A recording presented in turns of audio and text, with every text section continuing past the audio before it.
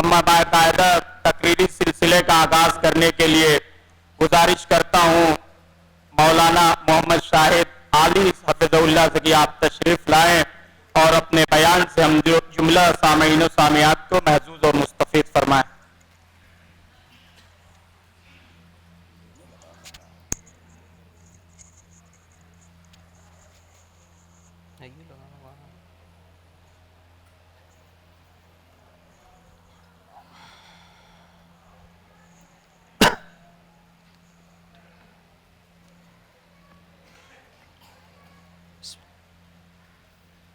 السلام علیکم ورحمۃ اللہ وبرکاتہ۔ الحمد للہ نحمده ونستعینه ونستغفره ونعوذ باللہ من شرور انفسنا ومن سیئات اعمالنا من يهده الله فلا مضل له ومن يضلله فلا هادي له وأشهد أن لا إله إلا الله وحده لا شريك له وأشهد أن محمدا عبده ورسوله أما بعد فإن خير الحديث كتاب الله وخير الهدي هدي محمد صلى الله عليه وسلم وشر الأمور محدثاتها وكل محدثة بدعة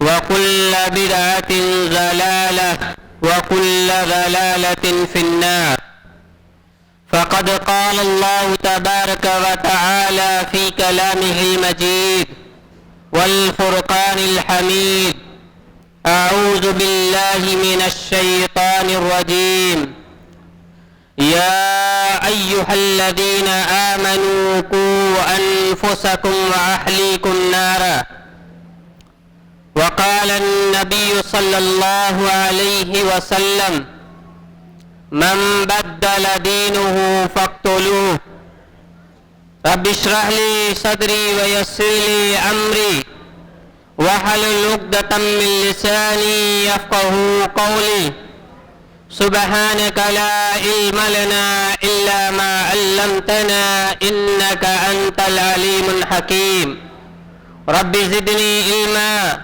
اللهم رب زدني علما آمین۔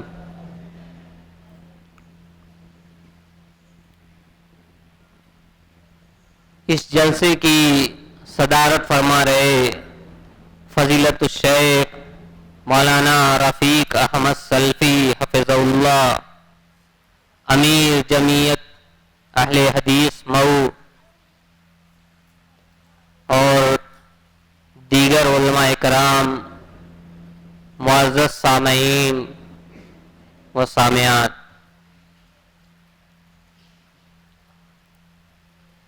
میں نے قرآن مجید کی جو آیت کریمہ تلاوت کی ہے اور ایک حدیث پڑھی ہے،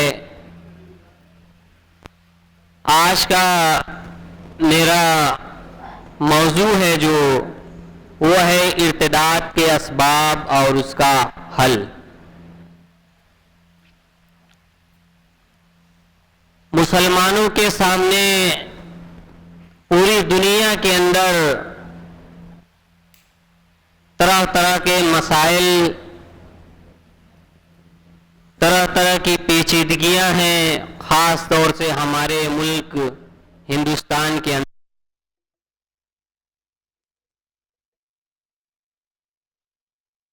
اس طریقے کے مسائل ہمارے سامنے ہیں، تو ہمیں کیا کرنا چاہیے؟ ہمیں ان مسائل پر غور و فکر کرنا چاہیے اور اس کو حل کرنے کی کوشش کرنی چاہیے۔ انہی تمام مسائل میں ایک مسئلہ جو ارتداد کا مسئلہ بڑی تیزی کے ساتھ ہمارے معاشرے میں پھیلتا جا رہا ہے، اس کے لیے दुश्मन ताकतें कोशिशें कर रहे हैं जमीनी तौर पर और वो कामयाब भी हो रहे हैं। इन तमाम मसाइल पर हमें गौर व फिक्र करना चाहिए और उसके हल के लिए जो भी बन सके हमसे पूरी कोशिश करनी चाहिए। लेकिन आज का मुसलमान दुनिया के अंदर इस तरीके से महव है, मगन है, उसको फिक्र है अपनी दुनिया बनाने की, उसको फिक्र है उसके बाल बच्चे किस तरीके से दुनिया के अंदर कामयाब हो, उसके लिए बहुत सारी मेहनतें करता है, बहुत सारी कोशिशें करता है। अपने बच्चे को अच्छे से अच्छा खिलाना है, उसको कपड़ा पहनाना है, इसी तरीके से दुनियावी तालीम दिलाने के लिए वो हर ऐन मुमकिन कोशिशें कर रहा होता है। हलाल और हराम की तमीज नहीं करता। वो चाहता है कि मेरा बच्चा आला से आला तालीम हासिल कर ले, दुनिया के अंदर बड़े से बड़े इदारे में या बड़ी से बड़ी पोस्ट हासिल करके वो कामयाब हो जाए, वो चाहते हैं और उसके लिए वो हर ऐन मुमकिन कोशिश कर रहे होते हैं। वो अपने बच्चे के तई बड़े फिक्रमंद नजर आते हैं कि हमारा बच्चा स्कूल गया है, पढ़ करके आया, उसकी फीस जमा हुई, उसके लिए ऑटो का इंतजाम किया जाता है, हर तरह की कोशिश की जाती है। लेकिन अगर किसी चीज की फिक्र नहीं है तो हमें उस बच्चे की आखिरत की फिक्र नहीं है। हम ये नहीं देखते, हम उससे ये नहीं पूछ पाते कि बच्चे बेटा तुमने कुरान की तिलावत की या नहीं की, तुम नमाज पढ़ने के लिए गए या नहीं गए, तुम्हारा मामला लोगों के साथ कैसा है, तुम्हारा अखलाक व किरदार कैसा है, हमें इसकी कोई फिक्र नहीं। बस हमें दुनिया बनाना है, दुनिया की फिक्र है। हालांकि ये दुनिया हमारे लिए नहीं है मेरे भाइयों, दुनिया मुसलमानों के लिए नहीं है। हदीस के अंदर आता है कि अद्दुनिया सिजनुल मुमिन व जन्नतुल काफिर। अगर हम दुनिया के अंदर बहुत सारा पैसा बना लें, बहुत सारी दौलत जमा कर लें, तब भी ये दुनिया हमारी होकर नहीं रहेगी।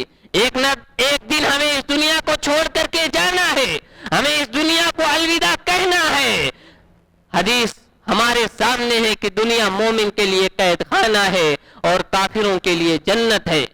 लेकिन हमें दुनिया की फिक्र है, हमें अपने बाल बच्चों की फिक्र है, उनकी दुनिया बनाने की फिक्र है। अगर किसी चीज की फिक्र नहीं है तो हमें अपने बच्चों के आखिरत की फिक्र नहीं है।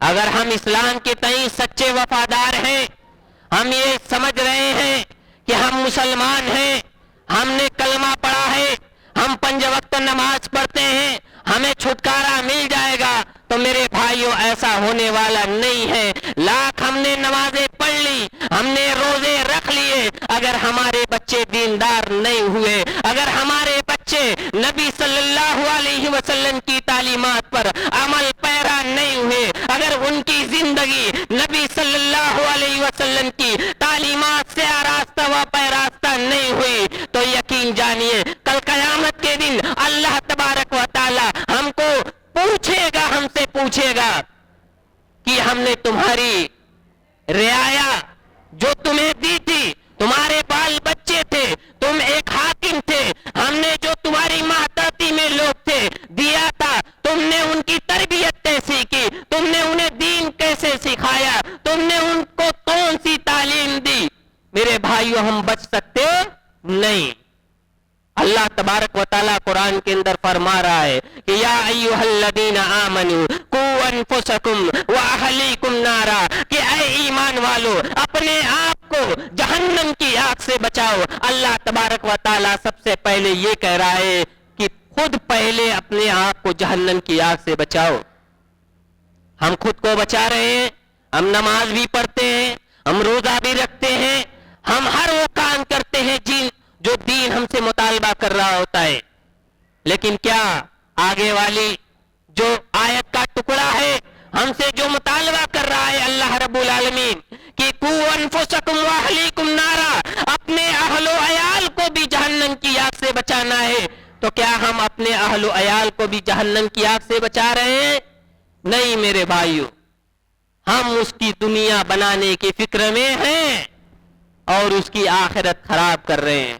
اگر ہم سچے اور پکے اپنے ایمان میں ہیں تو ہمیں چاہیے کہ ہم اپنے بچوں کو, ہم جس دین کو فالو کر رہے ہیں, جس دین پر عمل کر رہے ہیں, ہم نماز پڑھ رہے ہیں, تو ہمارا یہ حال ہونا چاہیے, ہمیں یہ فکر لائق ہونی چاہیے کہ ہم اپنے بچوں سے بھی یہ کہیں کہ تم بھی نماز پڑھو, تم بھی روزہ رکھو, قرآن کی تلاوت کرو. قرآن ہم سے کیا کہہ رہا ہے اس کو مانو, اس کی تفسیر پڑھو, اس کی آیات پڑھو, اس کا ترجمہ پڑھو. یہی ساری چیزیں ہم سے مفقود ہوتی جا رہی ہیں. تبھی تو ہمارے سامنے بڑے بڑے چیلنجز آ رہے ہیں, بڑے بڑے مسائل آ رہے ہیں. ان سارے مسائلوں کو اگر دیکھا جائے تو یہ سارے مسائل ہمیں اس لیے درپیش ہو رہے ہیں کہ ہم نے ایمان کی جو تعلیمات تھی اس کو پسے پست ڈال دیا ہے. ہم دنیا کے ہو کر رہ گئے ہیں, ہم نے دنیا کمانے کے چکر میں آخرت کو بھلا دیا ہے. ہم دین پر اتنا ہی عمل کرتے ہیں جس سے ہمیں دین کے اندر فائدہ نظر آتا ہے.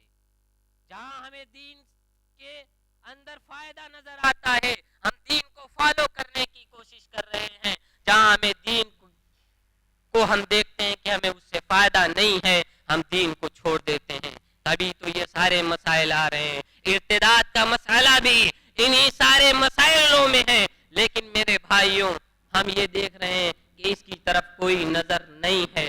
نظر اٹھا کر کے دیکھیں تو بڑی تیزی کے ساتھ اب تک تو یہ ہم سنتے آ رہے تھے کہ دوسرے شہروں کے اندر, دوسرے اسٹیٹ کے اندر یہ مسئلہ تھا, لیکن دھیرے دھیرے ہمارے مئو شہر کے اندر بھی یہ ارتداد کا مسئلہ جڑ پکڑ رہا ہے. ہمیں اس کے لیے, اس کے خاتمے کے لیے جو بھی بن سکے ہم کو کوشش کرنی چاہیے.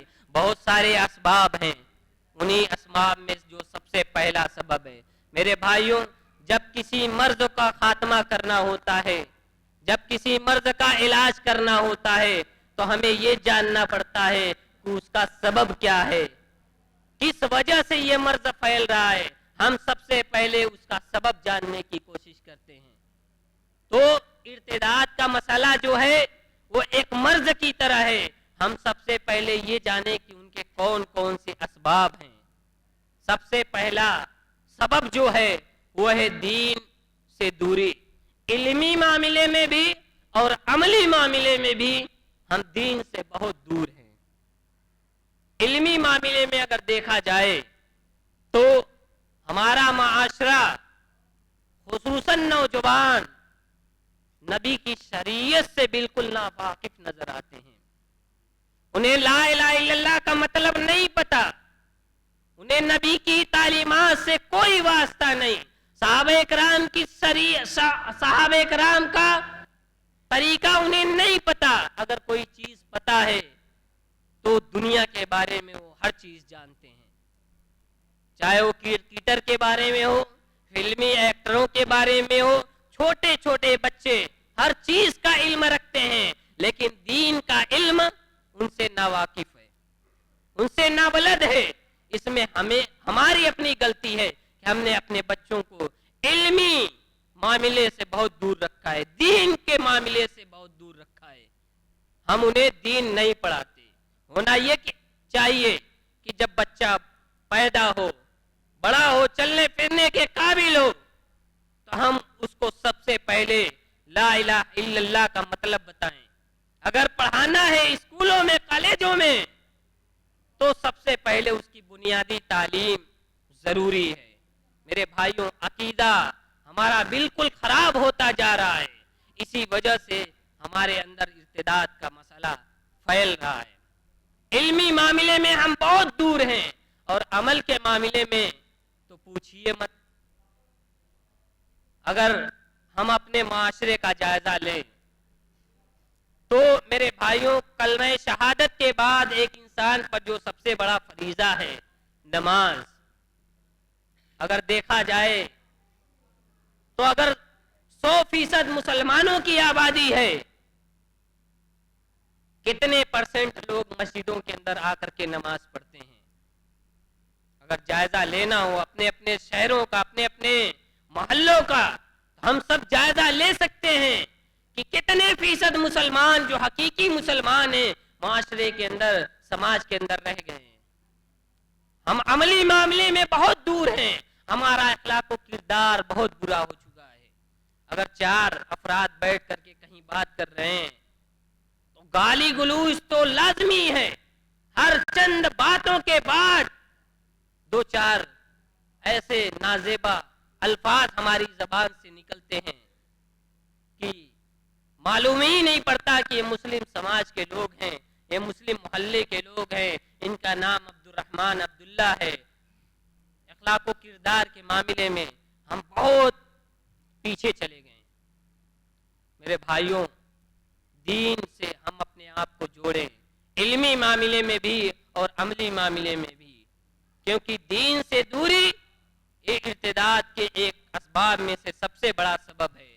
اگر ہم دین سے جڑ جائیں گے اور اسلام کی حقانیت ہمارے دلوں کے اندر پیوست ہو جائے گی، اسلام کی سچائی ہمارے دلوں کے اندر آ جائے گی، تو ہم دین کو بالکل چھوڑنے کے روادار نہیں ہوں گے۔ میرے بھائیوں، جب ابو سفیان اسلام نہیں لائے تھے، روم کے سفر پر تھے، ہرقل بادشاہ کے دربار میں پہنچے، تجارت کی غرض سے گئے تھے۔ ہرقل بادشاہ نے حضرت ابو سفیان سے بہت سارے سوالات کیے۔ ان سوالوں میں ایک سوال یہ بھی تھا کہ میں نے سنا ہے کہ آپ کے وہاں ایک ایسا شخص ہے جو نبی ہونے کا دعویٰ کرتا ہے، بتاؤ کہ اس کے دین کو جو لوگ فالو کرتے ہیں، ایکسپٹ کرتے ہیں، کیا اس دین کو فالو کرنے کے بعد، ایکسپٹ کرنے کے بعد کوئی مرتد بھی ہوتا ہے، کوئی اس دین کو چھوڑتا بھی ہے؟ تو ابو سفیان نے کہا تھا کہ نہیں، کوئی ایسا شخص نہیں ملے گا جو نبی صلی اللہ علیہ وسلم کے دین کو فالو کرنے کے بعد، اس کو ایکسپٹ کرنے کے بعد، اس کی گواہی دینے کے بعد وہ اس دین کو چھوڑ دے۔ کوئی شخص ایسا نہیں ملے گا۔ میرے بھائیوں، تو ہرقل بادشاہ نے کہا تھا کہ اس دین کی سچائی ہے، اس کے ماننے والے جب اس دین کی سچائی کو، اس کی حقانیت کو، اس کے جو حقیقت ہے اس کو اپنے دل میں بیٹھا لیتے ہیں، اس کی حلاوت اور اس کی مٹھاس جب وہ چکھ لیتے ہیں تو اس دین کو چھوڑنے کے روادار نہیں ہوتے، اس دین کو نہیں چھوڑتے۔ میرے بھائیوں، دین کی حقانیت کو سمجھیے۔ میری بہنوں، جو بچیاں دین سے دور ہوتی جا رہی ہیں، ارتداد کا شکار ہو رہی ہیں، ہمیں آج ہی سے یہ کوشش کرنی ہوگی کہ ہم اپنے گھروں کے اندر دین کی تعلیمات کو پھیلائیں، دین اپنے بچوں کو پڑھائیں، اور ہمارے گھروں میں تو ہونا یہ چاہیے کہ موٹی موٹی جو چند کتابیں ہیں، جیسے تقویت الایمان ہے، کتاب التوحید ہے، سیرت کے معاملے میں الرحیق المختوم ہے، بلوغ المرام ہے، ان جیسی کتابیں ہمارے گھروں کے اندر ہونی چاہیے۔ روز ایک حدیث پڑھیے، روز سیرت کا ایک پارٹ پڑھیے اپنے بچوں کے سامنے، اپنی بچیوں کے سامنے، اور ان کو بتائیے کہ یہ نبی صلی اللہ علیہ وسلم کی سیرت ہے، یہ حدیث ہے، اللہ رب العالمین، اللہ کی نبی جناب محمد رسول اللہ صلی اللہ علیہ وسلم ہم سے کیا کہہ رہے ہیں۔ یہ ساری چیزیں ہمارے گھروں کے اندر ہونی چاہیے، لیکن نہیں، ایسا نہیں ہوتا ہے۔ ہمارے بچوں کے ہاتھوں میں بڑے سے بڑے موبائل ہیں، ان کے ہاتھوں میں موبائل ہیں، لیکن ان کے موبائلوں کے اندر دینی تقریریں نہیں ہیں، قرآن کی آیتیں نہیں ہیں۔ ہمارے بچوں کے ہاتھ میں اگر موبائل ہے تو ان کے ہاتھ موبائلوں کے اندر فلمیں ہیں، گانے ہیں، ویب سیریز ہیں، سیریلز ہیں، یہ ساری چیزیں ہمارے بچوں کے موبائلوں میں ہیں۔ تو دین سے اپنے آپ کو جوڑیے، اپنے بچوں کو جوڑیے، یہ سب سے بڑا سبب ہے ارتداد کا۔ دوسرا سبب جو ہے وہ ہے शरीयत ये कह रही है कि जब बच्चा और बच्ची 10 साल के हो जाएं तो उनके बिस्तर अलग कर दो। वो एक बिस्तर में नहीं सो सकते, लेकिन आज बच्ची 20 साल की है, 22 साल की है, मखलूत तालीम हासिल कर रही है। मेरे भाइयों, मखलूत तालीम किसी भी तरीके से जायज और दुरुस्त नहीं है। 80 से 90% जो वाकयात हो रहे हैं इर्तिदाद के, इन्हीं कॉलेजों और यूनिवर्सिटियों से आ रहे हैं। मेरे भाइयों, इन्हीं कॉलेजों और यूनिवर्सिटियों से आ रहे हैं। तालीम, इस्लाम ने तालीम हासिल करने से मना नहीं किया है, लेकिन मखलूत तालीम हासिल करने से पाबंदी लगाई है। अगर हम चाहते हैं कि हमारी बच्चियां तालीम हासिल करें तो उनके लिए अलग से इंतजाम किए जाएं, अलग से कॉलेज खोले जाएं, यूनिवर्सिटियां बनाई जाएं। मखलूत तालीम हासिल करने से अपनी बच्चियों को बचाएं। मखलूत तालीम से बहुत सारे नुकसानात हैं। एक नुकसान इर्तिदाद का है। मेरे भाइयों, हमारी बच्ची स्कूल के नाम पर, कॉलेज के नाम पर घरों से निकलती है, मखलूत तालीम हासिल कर रही है। एक बेंच पर लड़का बैठा है, उसी बेंच पर लड़की बैठी है, मखलूत तालीम हासिल हो रही है। मेरे भाइयों, किसी भी तरीके से जायज और दुरुस्त नहीं है। अरबी मदारिसों के अंदर देख लिया जाए कि अगर जहां पर लड़कियों की तालीम हो रही होती है, अगर कोई मर्द हजरात वहां पर पढ़ाने वाले होते हैं तो बिल्कुल पर्दा हायल किया जाता है। पर्दा डाल करके वो हदीस पढ़ाते हैं, दीन की तालीम उनको देते हैं। मेरे भाइयों, किसी भी लड़की को वो देख नहीं पाते, लेकिन यहाँ ये होता है कि हमारी बच्ची पढ़ेगी, पढ़ करके वो दुनिया की आला तालीम हासिल करेगी। पढ़ाने का मकसद क्या होता है कि वो जॉब करेगी, हमारा नाम होगा माशरे के अंदर कि फला की बेटी आईएएस बन गई, आईपीएस बन गई, डॉक्टर बन गई, हमारा नाम होगा। मेरे भाइयों, ऐसी तालीम से जाहिल रहना बेहतर है जिस तालीम की वजह से उस बच्ची की इज्जत और आबरू पर आँच आए, जिस तालीम की वजह से उसकी दीन की हिफाजत ना होने पाए। मेरे भाइयों, ऐसी तालीम से जाहिल रहना बेहतर है। एक मखलूत तालीम का नुकसान ये भी है कि हमारी बच्चियां जब कोई फंक्शन होता है, जब कोई प्रोग्राम होता है, तो हमारी बच्चियां ऐसे प्रोग्रामों में हिस्सा लेती हैं। डांस होता है, म्यूजिक लगाया जाता है और वालिदैन को भी बुलाया जाता है। हमारे माँ बाप जाते हैं, कुर्सी पर बैठ करके वहां बच्ची डांस कर रही होती है, माँ बाप हंस रहे होते हैं, ताली बजा रहे होते हैं, उनकी गैरत मर चुकी है। मेरे भाइयों, जबकि हदीस के अंदर आता है सलासतुन कद हर्रमल्लाहु अलैहिल जन्नह, 3 किस्म के लोग ऐसे हैं जिन पर अल्लाह रब्बुल आलमीन ने जन्नत हराम कर दी है। उनमें से एक शख्स वो भी है जो दयूस है, और दयूस उस शख्स को कहा जाता है जिसकी बेटी बेपर्दा हो, जिसकी घर की औरतें बेपर्दा हो, नाचे गाएं, रील्स बनाएं और वो बाप उसको देख करके मना न करे। मेरे भाइयों, ऐसा भी होता है कि कॉलेज और यूनिवर्सिटियों के अंदर प्रोग्राम होते हैं और वहां पर वो बच्ची नाच रही होती है, डांस कर रही होती है, माँ बाप बैठ करके ताली बजा रहे होते हैं। वो दयूस है ऐसे बाप जो अपनी बेटी को उस तरह के काम से रोक नहीं पाते। मेरे भाइयों, ऐसे वालिदैन पर अल्लाह रब्बुल आलमीन ने जन्नत हराम कर दी है। मखलूत तालीम जो दूसरा सबब है इर्तिदाद का। मेरे भाइयों, तीसरा सबब जो है निकाह में ताखीर, शादी में देरी। निकाह में ताखीर ये भी एक सबब है। हमारा बच्चा जवान हो गया है, बालिग हो गया है, हम उसकी शादी नहीं कर पाते, बहुत सारे बहाने बनाते हैं, बहुत सारे हीले बनाते हैं कि हमारा बच्चा अभी कमाने के काबिल नहीं है, अपने पैर पर नहीं खड़ा है, हमारी बच्ची अभी पढ़ रही है, उसकी तालीम मुकम्मल नहीं हुई है। इसी तरीके से एक बहाना ये भी बनाया जाता है कि हमारी बच्ची की शादी लूम वाले घर में नहीं होगी, हमारी बच्ची लूम नहीं चलाएगी। हालांकि वो बच्चा जिसका रिश्ता आया है वो नेक है, साले है, लेकिन वो ये सोच रहा है कि हमारी बच्ची लूम नहीं चलाएगी। भले से उसकी बच्ची जवान हो जाए, अधेड़ उम्र को पहुंच जाए, लेकिन वो अपनी बच्ची का ऐसे घरों में रिश्ता नहीं कर पाता जहां लूम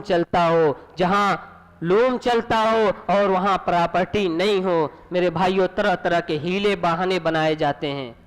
तालीम मुकम्मल नहीं हुई है, घर नहीं है, مکان نہیں ہے. جبکہ نبی کریم صلی اللہ علیہ وسلم کے پاس ایک عورت آتی ہے اور کہتی ہے کہ میں اللہ کے رسول میں آپ کے لیے ہبہ کر رہی ہوں, آپ مجھ سے شادی کر لیجئے. آپ صلی اللہ علیہ وسلم نے دیکھا اور پھر نیچے سر کر لیا.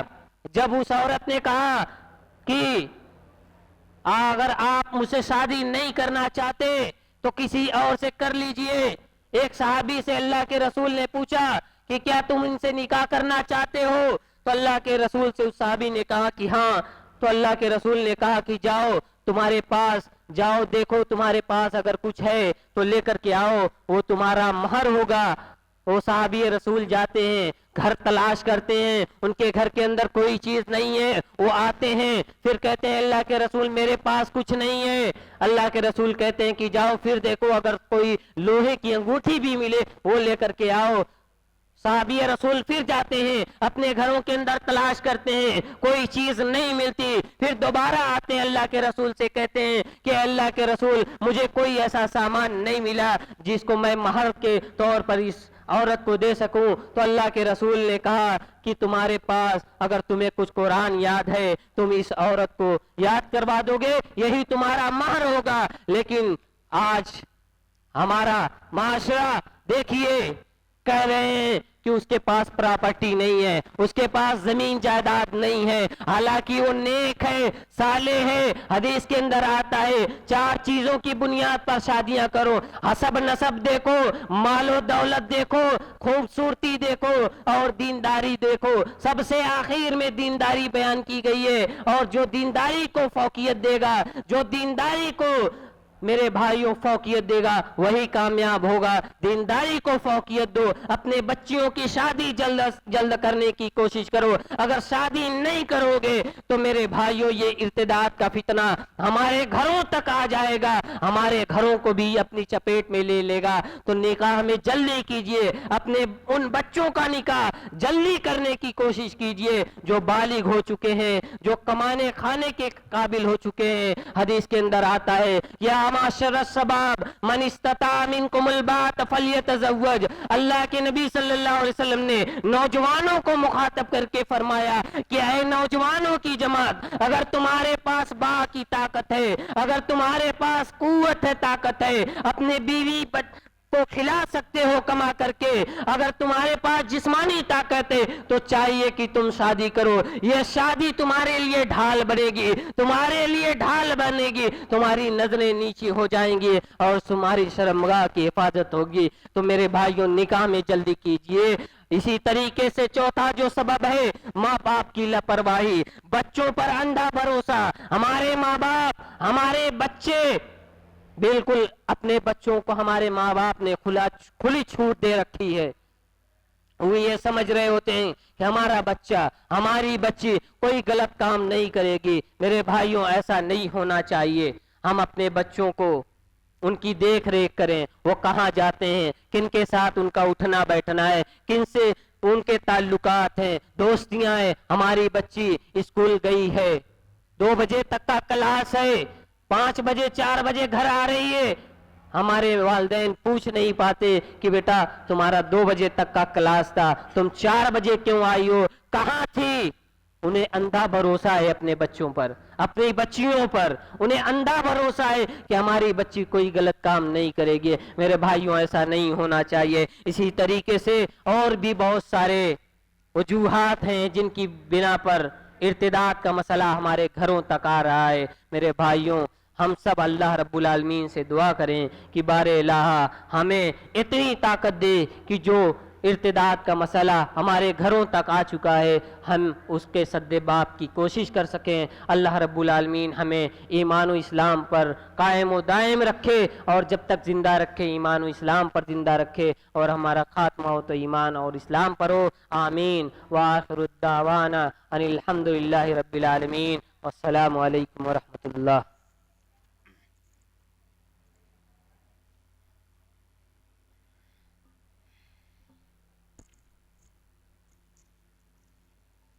شکراً جزیلاً, جزاکم اللہ احسن الجزاء. شاہد صاحب کے ناصحانہ اور مفید بیان کے بعد